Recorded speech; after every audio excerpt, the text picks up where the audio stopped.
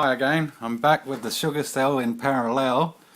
See all the liquid? It's turned totally green now. I'm wondering if it's from the copper electrode hanging off of the carbon sheet maybe, which is forming that green solution. It's only on one side, the other side can't really see, but it's clear.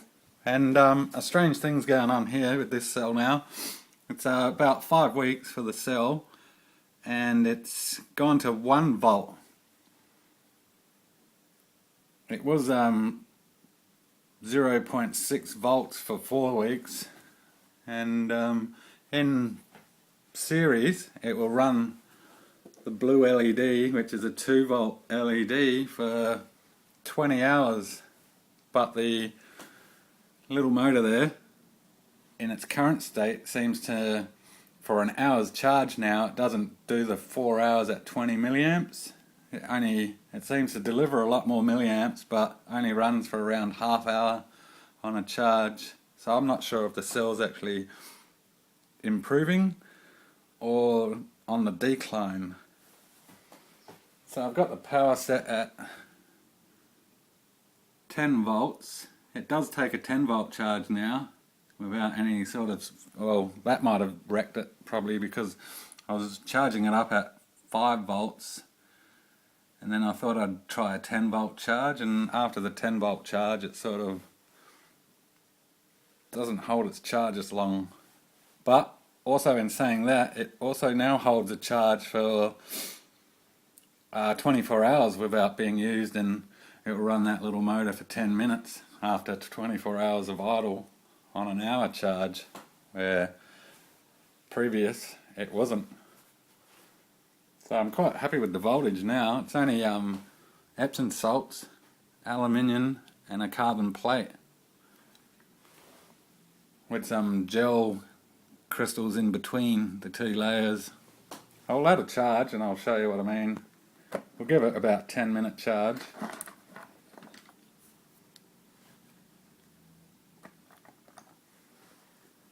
Oh, I should, hang on, I'll change the lead over.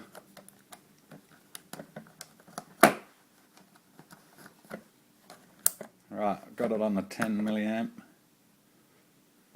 think the cell, the multimeter's going flat. It's got that little symbol. Might hold out. Okay, 10 minutes from now. It's 370 milliamps. We're at the 10 volts already.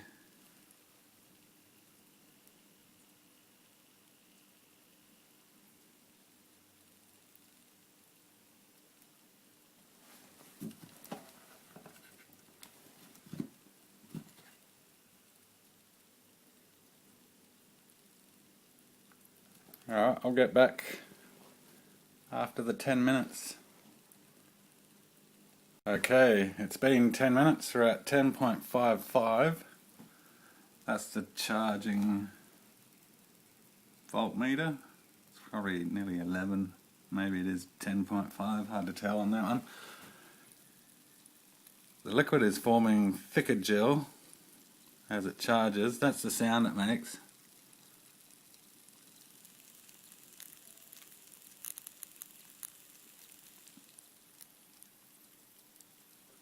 Okay, so we'll disconnect the charge and watch it go down. It should drop to about 1.5 volts. We can help it along. We'll do a closed circuit, short circuit on the battery, and we'll watch the, oh, actually we'll put it on the milliamps. I think in every video uh-oh, multimeter's blinking. Something falls off the table. Damn. Okay, we're back. Okay, multimeter issues. Everything seems to be decaying.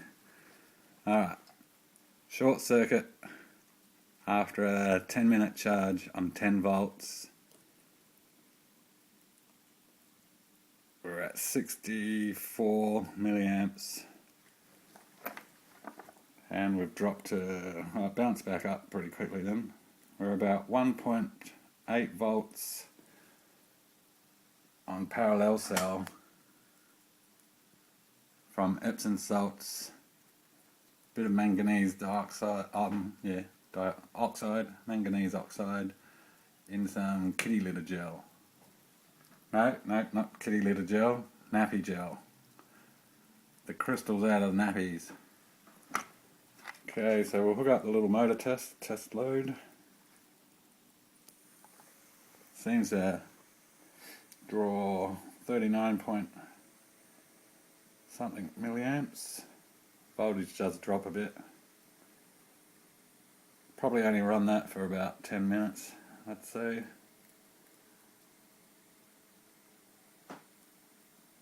Definitely delivering more power, you can hear it.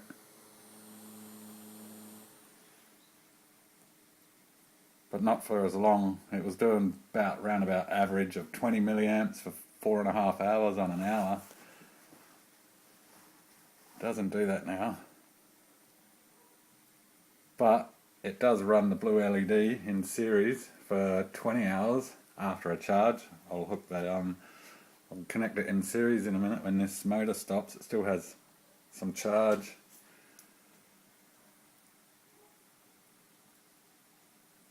Sometimes it seems like the amperage has trouble getting out of the cell because it sort of starts fluctuating up and down on the milliamp reading. It could drop right down to say 10 milliamps and then go back up to 15.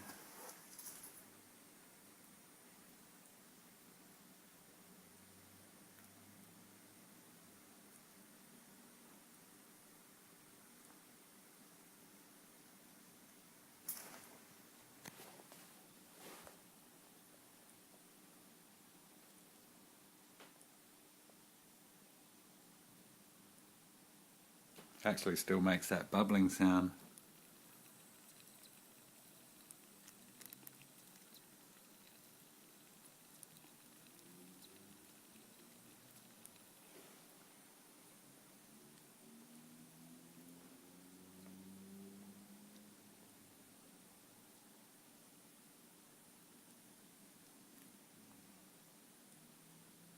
The voltage is actually holding a bit better, but it was more stable the other way, delivering lesser milliamps. It was like it was restricted, perhaps.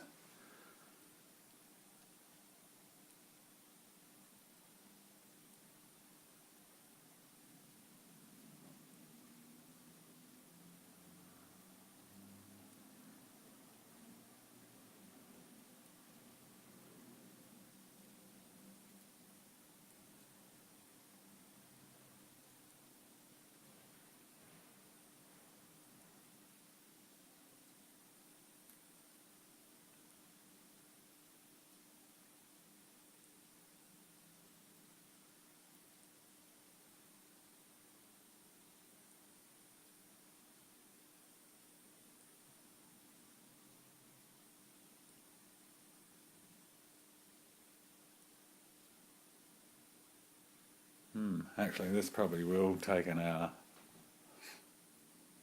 It's been probably about 4 minutes, 3 minutes, say, running. I'll get back when it drops. Okay, while we wait for the battery to discharge, I've been busily making carbons of various types from fruits and stuff in my beer keg furnace here. So far I have some. Let's go out in the sun. Oh no, that's worse, is it? Well, it's a sort of ochreish colour to a greyish looking material. This is Graphitic carbon nitride. I did have 2 cups worth and that's all I've got out of it. It's very fluffy. It's almost like water, and it's like a rough sort of texture.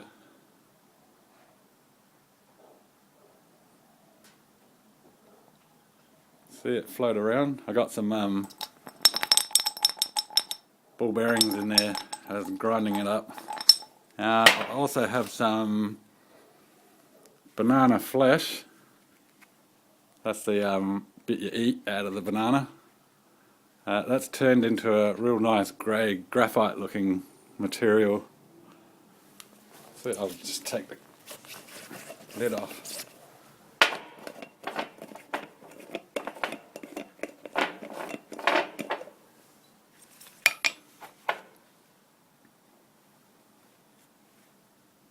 So that's banana flesh, carbonized. That goes really porous if you leave it in the whole banana form.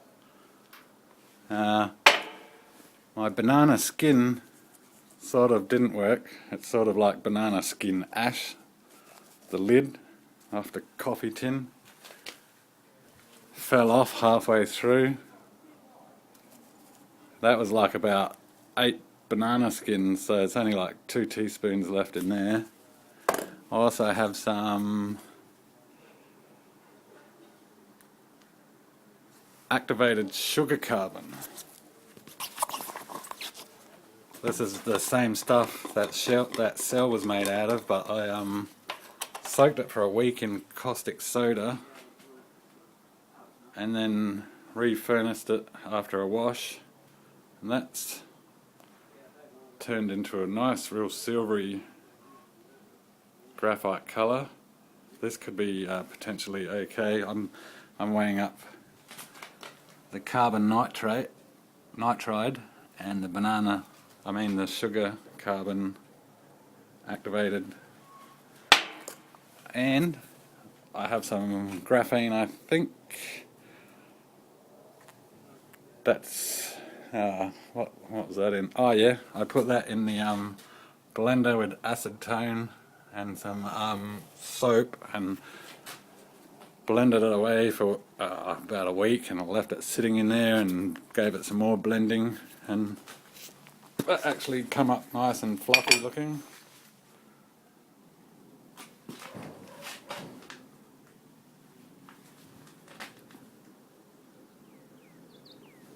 Nah, not going to be able to see it too well.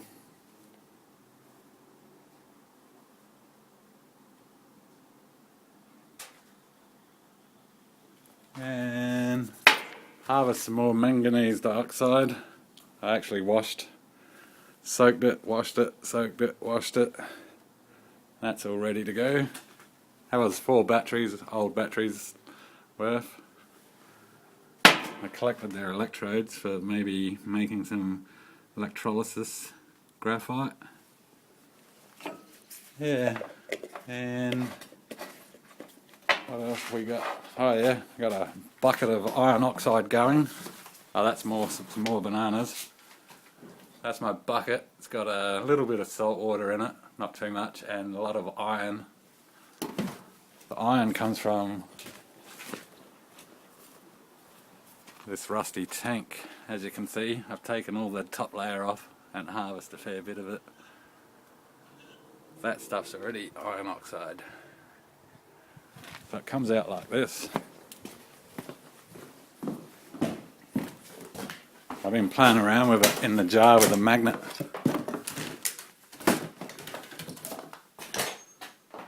It's actually, yeah, let's play with it. It's got some crazy looking effects. Oh, where can I put it?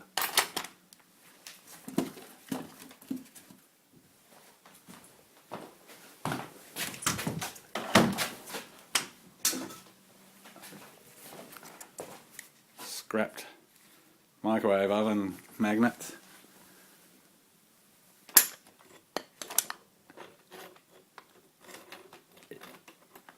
If you yeah, it's hard to do with one hand. It's got the pliers. Yeah. Okay, I won't do that. Probably Regmo experiment there. But anyway, if you get the magnet and sort of collect a heap on it and move it like this, it creates a pretty forceful effect of particles swinging from left to right. Maybe you could make some sort of motor. Seal that into a torus and have a magnet spinning around the center of the torus. Maybe a thought. Oh, the battery, yep, the motor's nearly down now. Got that glove on, I'll try to take that off while we're here.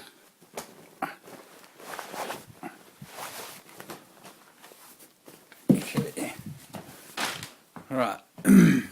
So, I've got my time. Alright, I'll just check the time and see what it is. Okay, it's been about 25 minutes of running. We're about at its end of its life. So we'll call it that. 25 on 10 minutes at 10 volts. Probably not that great. But we'll check the bounce back of the voltage.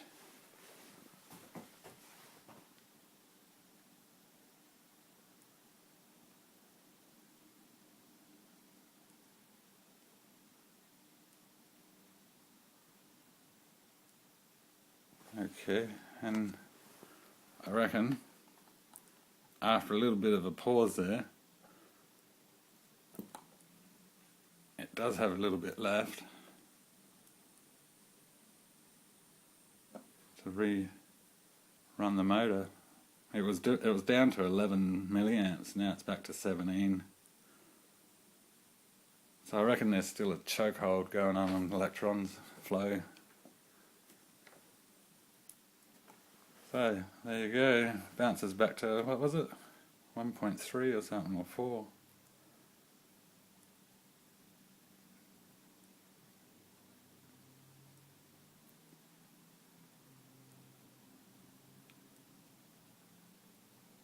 It probably will go to 1.5, maybe. Alright, I'll hook it up in the series and show you, and I won't charge it up, I'll leave it in the same state, just swap the wires over.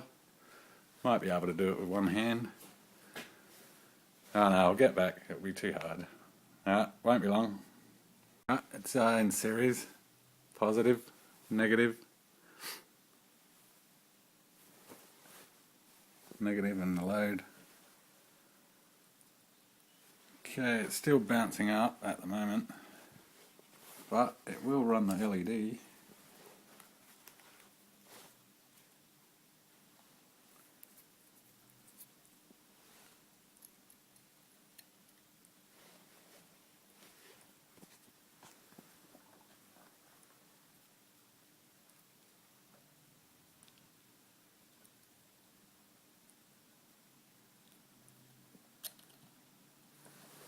Not too bad.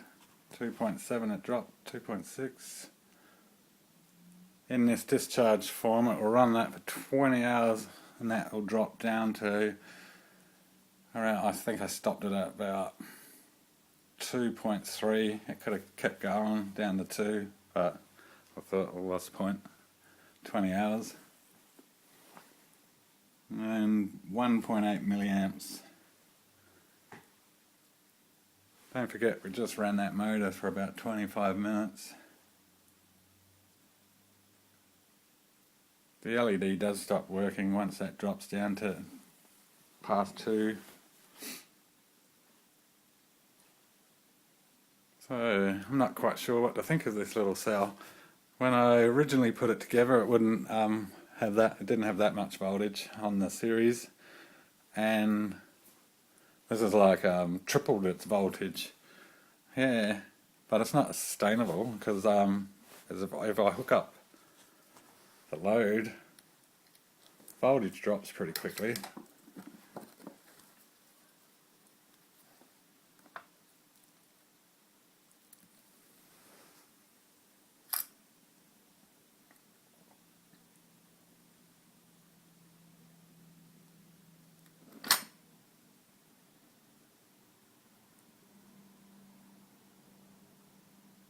And that's it. The voltage will bounce back to probably 3. We can hook our load up.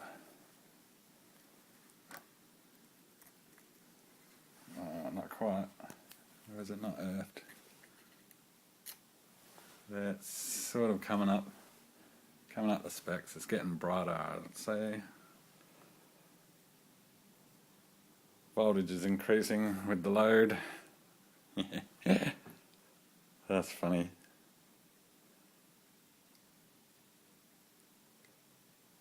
I'm thinking there's a bottleneck going on still. It's quite thick, the coating on those cells. Actually, it's got two coating membranes.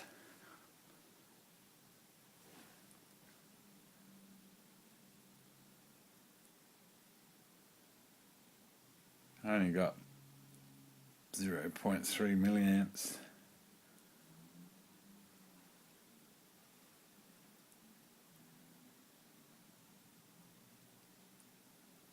Still increasing. I'll probably go to 3. So this probably, you could pack it into a little cell, make it a bit smaller. Don't even have to be that big. I think most of that's waste. With the carbon tests I'm going to do, I'm going to go to the smallest cells. I don't have the material. It takes a real long time to make those carbons. Yeah, so I'm happy with my iron oxide. It's quite good. It's good fun to play with that. Yeah. It's probably got a bit of zinc in it as well, but that won't go astray. I collected a heap of nappy crystals, and after tearing 30 of them, the nappy becomes like steel after every rip. I think I'm going to source that from the internet if I have to. It's really labour intensive to destroy 60 nappies, plus you get 3 bags of cotton. I have some activated charcoal as well, aquarium charcoal. I'll be testing that. And I got some copper and my nickel. I'm going for a nickel iron battery. That's what the iron's for. I'm going to make an iron carbon blend and put it in my little casting mould for electrodes and see what happens. So here we are. Oh yeah, we're dropping now in voltage, but that will go for 20 hours now on that last charge, plus a bit of discharge. So I'm going to keep the cell going. The green stuff is quite heavy. It might be some sort of copper oxide. See, it separates down to the bottom. It's that aqua type colour. It's light and fluffy still. I'll stir it. So that could also make a good cell material when I dry it out after I'm finished with this cell. Not sure of that. Yeah, were we at 0.65 before?